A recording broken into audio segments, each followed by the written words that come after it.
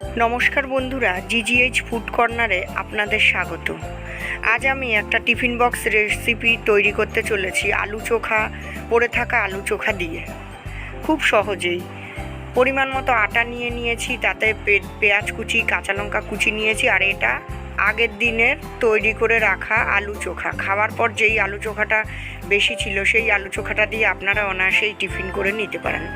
আলু চোখাটা দিয়ে দিলাম। এবার খুব ভালো করে চটকে মেখে নিতে হবে আটার সাথেই আলু চোখাটা।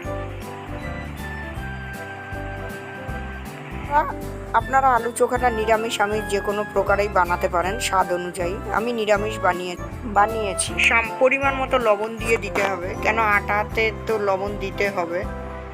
আলু চোখায় লবণ আছে, তবে আটায় না দিলে টেস্টটা ভালো পাওয়া যাবে। সরি বন্ধুরা, ভিডিওটা স্কিপ হয়ে গেছে, এখানে একটু গোটা জিরা দিয়ে দিতে হবে।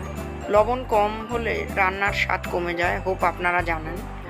এবার পরিমাণ মতো জল দিয়ে একটা স্মুথ ব্যাটার তৈরি করে নিতে হবে। জলটা স্টেপ বাই স্টেপ ব্যবহার করতে হবে, একবারে গাদা জল দেওয়া যাবে না।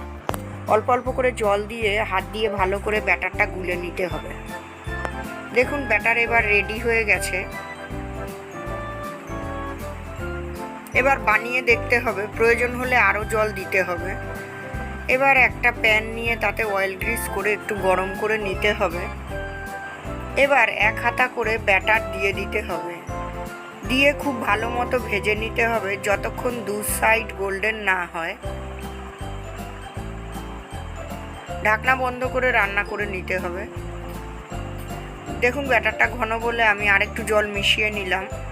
মিশিয়ে খুব ভালো করে, বলেছিলাম অলরেডি আপনাদের যে প্রয়োজন হলে জল মেশাতে হবে। দেখুন খুব সুন্দর কালার এসেছে। ওটা আরেকটু হতে দিতে থাকতে হবে। এবার এদিকে ব্যাটারটা আরেকটু গুলিয়ে নিতে হবে, যেহেতু আমি জল দিয়েছি। সেম প্রসেস অ্যাপ্লাই করে বাকিগুলো ভেজে নিতে হবে। এই রেসিপিটা আপনারা অনায়াসেই বাচ্চাদের টিফিন বক্সে দিতে পারেন। দেখুন আমি তৈরি করে ফেলেছি সব এইভাবে।